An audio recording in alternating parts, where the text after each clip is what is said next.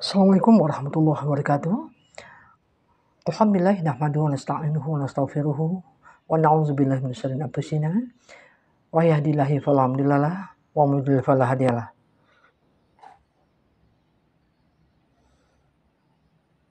Para pendengar yang beriman, seorang muslim yang baik itu kita harus mengetahui ketentuan syariat mengenai wudhu dan keutamaannya.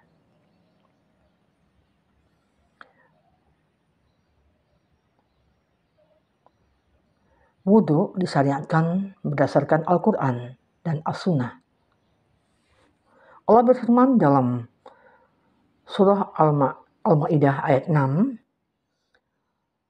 A'udzu billahi minasy syaithanir rajim. Bismillahirrahmanirrahim. Ya ayyuhalladzina amanu idza qumtum ilas salati faghsilu wujuhakum wa aydiyakum ilal marafiq wamsahu bi ru'usikum wa arjulakum ilal ka'bain. Hai orang-orang yang beriman, apabila kamu hendak mengerjakan sholat, maka basuhlah mukamu dan tanganmu sampai dengan siku, dan usap kepalamu, dan basuhlah kakimu sampai dengan kedua mata kaki. Para pendengar yang beriman, Sallallahu Alaihi Wasallam bersabda, Sholat salah seorang dari kalian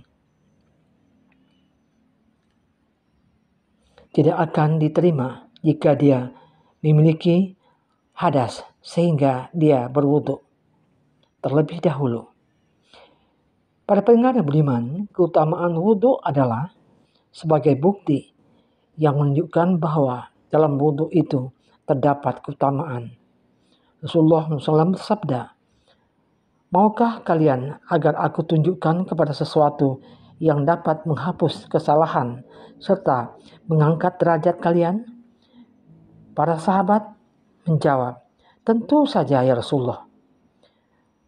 Beliau bersabda, menyempurnakan wudhu pada saat yang dibenci, melangkahkan kaki ke masjid dan menunggu sholat berikutnya setelah sholat, maka itulah ribatnya. Kemudian dalam hadis yang lain Rasulullah bersabda, jika seorang muslim atau seorang mukmin berwudu lalu dia membasuh mukanya, niscaya keluar dari mukanya setiap kesalahan yang dilihat oleh kedua matanya seiring dengan mengalirnya air atau tetesan air yang terakhir. Kemudian jika dia membasuh kedua tangannya, niscaya keluar setiap kesalahan yang dilakukan oleh kedua tangannya seiring dengan mengalirnya air atau tetesan air yang terakhir, sehingga dia selesai berwudu dalam keadaan bersih dari dosa-dosa kecil. Para pendengar, kemudian ada hal-hal yang difardukan dalam berwudu. Pertama, niat, yaitu tekad hati untuk mengerjakan wudu sebagai bentuk ketaatan kepada perintah Allah. Berdasarkan sabda Rasulullah Muhammad SAW, innamal a'malu binniyat. Sesungguhnya amal itu tergantung pada niat. Pada pendengar, yang kedua, membasuh muka dari bagian dahi paling atas hingga ujung dagu dan dari pangkal telinga yang satu hingga pangkal telinga yang satu lagi.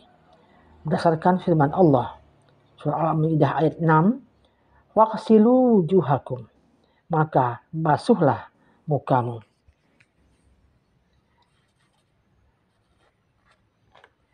Para pendengar yang beriman, membasuh kedua tangan hingga dua siku berdasarkan firman Allah, wa aydiyakum ilal marafiq, dan basuhlah tanganmu sampai dengan siku. Al-Ma'idah ayat 6. Kemudian mengusap kepala dimulai dari dahi hingga tengkuk berdasarkan firman Allah, wamsahu biru'usikum, dan usaplah kepalamu. Kemudian yang kelima, membasuh dua kaki hingga dua mata kaki berdasarkan firman Allah, wa arjulakum ilal ka'bain, dan basuhlah kakimu sampai dengan kedua mata kaki. Kemudian yang keenam, tertib berurutan di antara anggota-anggota wudhu yang dibasuh, yaitu pertama membasuh muka, lalu membasuh dua tangan, lalu menyapu kepala, kemudian membasuh kedua kaki sebagaimana urutannya tertera di dalam firman Allah, yaitu membasuh muka, lalu membasuh dua tangan, dan seterusnya. Yang ketujuh, berkesinambungan atau bersegera, yaitu melaksanakan wudhu itu dilakukan dalam satu waktu tanpa ada jeda waktu, karena dilarang memutuskan ibadah setelah memulainya. Allah berfirman, Bismillahirrahmanirrahim, wala tubtilu a'malakum, dan janganlah kamu merusak pahala amal-amalmu. Surat Muhammad ayat 33. Yang dimaksud dengan jeda waktu yang hanya sebentar dimanfaatkan, begitu juga karena adanya uzur, alasan yang dibolehkan agama, seperti artinya habis atau tersendat atau mengalirkan air terlebih dahulu, meski jeda waktunya cukup lama, karena Allah tidak membebani seseorang kecuali menurut kesanggupannya. Sebagian ulama menganggap bahwa menggosok-gosok anggota-anggota wudhu yang dibasuh merupakan bagian dari fardu wudhu. Tetapi sebagian lagi menganggapnya sebagai bagian dari sunnah wudhu. Pada hakikatnya, menggosok-gosok itu termasuk kesempurnaan membasuh anggota wudhu sehingga tidak berdiri sendiri dalam nama dan hukum tertentu. Hal-hal yang disunahkan dalam berwudhu, pertama, membaca basmalah saat memulainya berdasarkan sabda Rasulullah. Tidak sempurna wudhu seseorang yang tidak menyebut nama Allah padanya. Kemudian yang kedua, membasuh dua telapak tangan lebih dahulu sebanyak 3 kali sebelum memasukkan keduanya pada tempat air. Jika bangun tidur, sebagaimana sabda Rasulullah, jika salah seorang di antara kamu bangun tidur, maka janganlah ia mencelupkan tangannya pada tempat air sehingga membasuhnya terlebih dahulu sebanyak 3 kali. Karena itu, ia tidak mengetahui di manakah tangannya berada saat tidur. Jika tidak dalam kondisi bangun tidur, maka tidak ada larangan memasukkan tangan ke tempat air dan mencidukkannya untuk membasuh dan dua telapak tangan sebanyak 3 kali sebagai bagian dari sunnah wudhu. Kemudian bersiwak. Berdasarkan sabda Rasulullah SAW, seandainya tidak akan memberatkan umatku, niscaya akan aku perintahkan kepada mereka supaya bersiwak setiap kali berwudhu. Selanjutnya berkumur, yaitu menggerak-gerakkan air dalam mulut dari sudut yang satu ke sudut yang lain, lalu membuangnya. Berdasarkan sabda Rasulullah SAW, Iza tawada'ta famadmid. Jika kamu berwudu, hendaklah kamu berkumur.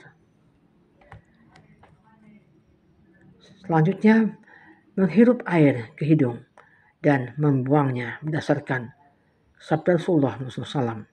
Lakukanlah secara maksimal di dalam menghirup air ke hidung, kecuali jika kamu sedang berpuasa. Kemudian menyela-nyela jenggot bagi yang punya jenggot berdasarkan perkataan Ammar bin Yasir. Menyela-nyela jenggot pernah dianggap sebagai perbuatan yang aneh darinya.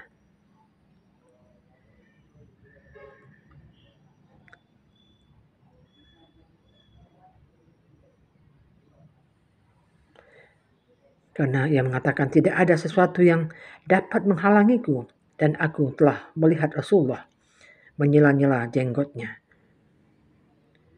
Kemudian membasuh anggota wudhu sebanyak 3 kali. 3 kali, jadi yang fardu itu hanya 1 kali, sedangkan 3 kali termasuk sunnah.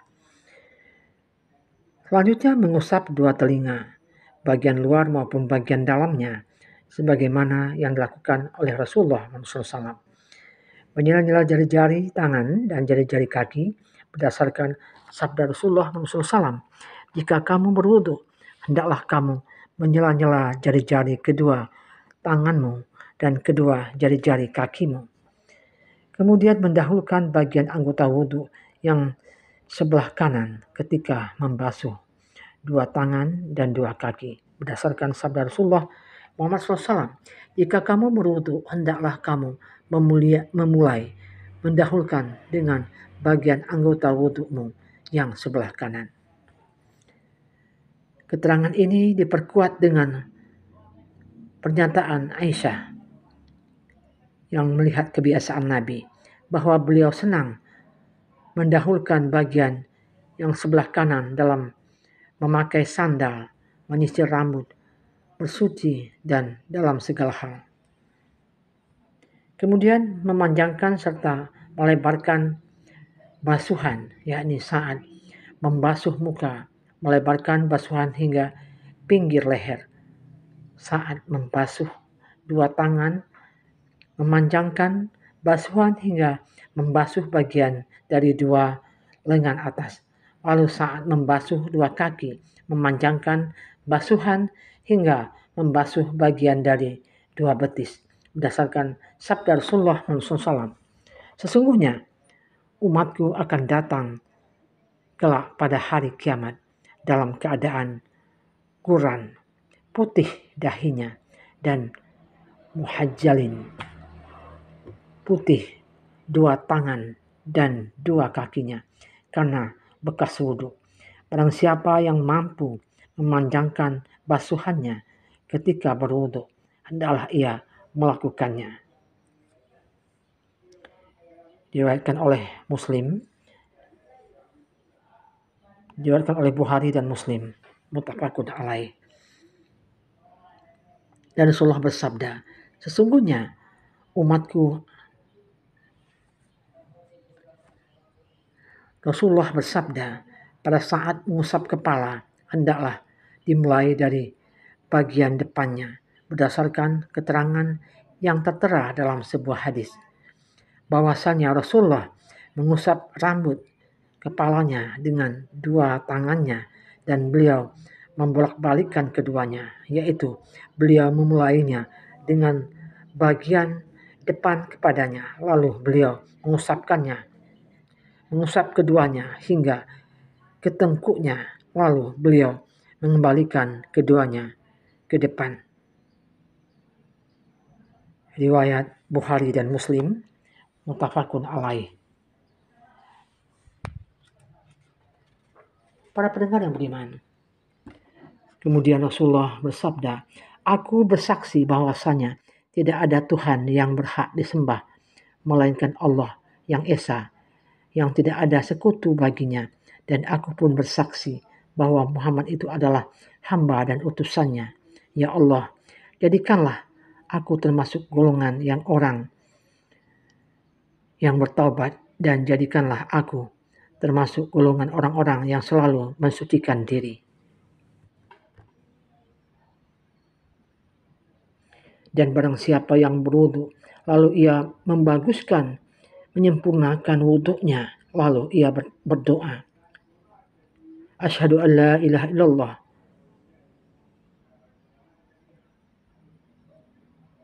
niscaya akan dibukakan baginya pintu surga yang 8 sehingga ia dapat memasukkannya dari pintu yang mana saja yang dikehendakinya. Kemudian hal-hal yang dimakruhkan dalam berwudu. Pertama, berwudu di tempat bernajis karena dikhawatirkan najis itu akan mengenai pelakunya. Kedua, lebih dari 3 kali basuhan berdasarkan sebuah hadis bahwa Nabi berwudu dengan 3 kali basuhan. 3 kali basuhan dan beliau bersabda, barang siapa yang menambahi basuhan, maka ia telah melakukan suatu kejelekan serta telah berbuat zalim. Kemudian yang ketiga, berlebih-lebihan dalam menggunakan air. Karena Rasulullah berwudu dengan air 1 mud, sepenuh 2 telapak tangan. Sedangkan berlebih-lebihan dalam mengerjakan segala sesuatu termasuk perbuatan yang dilarang. Yang keempat, meninggalkan salah satu atau beberapa sunnah wudu. Karena dengan meninggalkannya berarti telah mengabaikan suatu pahala yang tidak sepantasnya diabaikan. Yang kelima, berwudu dengan air lebih dari air yang dipakai bersuci oleh istri. Hal itu berdasarkan keterangan dalam sebuah hadis Rasulullah melarang bersuci dengan air lebih dari air yang dipakai bersuci oleh istri. Tata cara berwudu.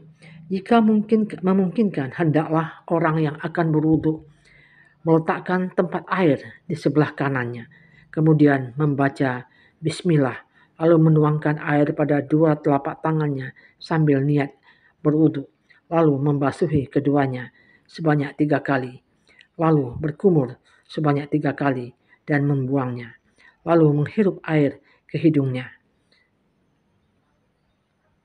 sebanyak 3 kali pula, lalu membasuh mukanya dari mulai tempat tumbuh rambut kepada kepalanya menurut ukuran standar hingga ujung jenggot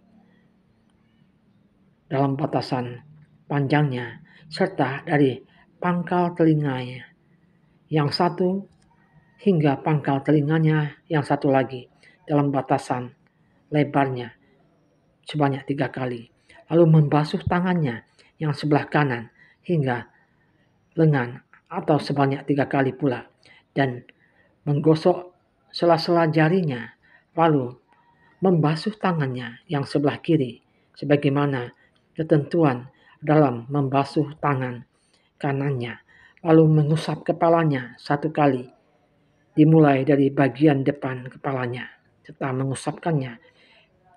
mengusapkan kedua tangannya ke tengkuknya, lalu mengembalikan kedua tangannya hingga tempat permulaan bagian depan kepalanya, lalu mengusap kedua telinganya, baik bagian luar maupun bagian dalamnya, dengan air yang masih tersisa pada kedua tangannya, atau membasahi keduanya kembali dengan air yang baru. Jika pada keduanya tidak tersisa air, lalu membasuh kakinya yang sebelah kanan hingga betisnya sambil menggosok sela-sela jarinya, lalu membasuh kakinya yang sebelah kiri sebagaimana ketentuan dalam membasuh kakinya yang sebelah kanan. Kemudian berdoa, asyhadu an la ilaha illallah wahdahu la syarikalah wa asyhadu anna muhammadan abduhu wa rasuluh. Allahumma ja'alni minat tawabin waj'alni minal mutatahhirin. Aku bersaksi bahwa tidak ada Tuhan yang berhak disembah kecuali Allah semata.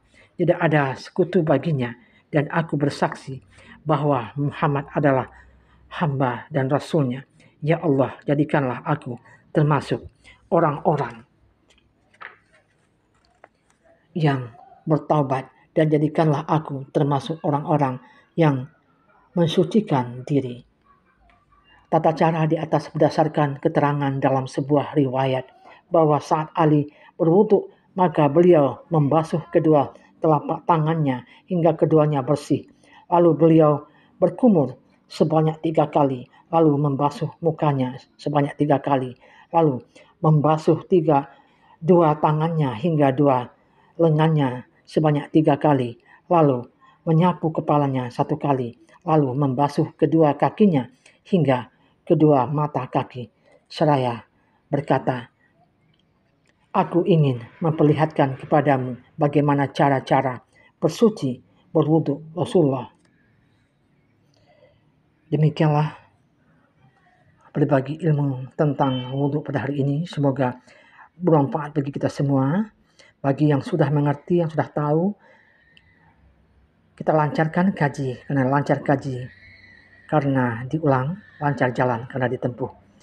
Billahi taufiq wal hidayah. Assalamualaikum warahmatullahi wabarakatuh.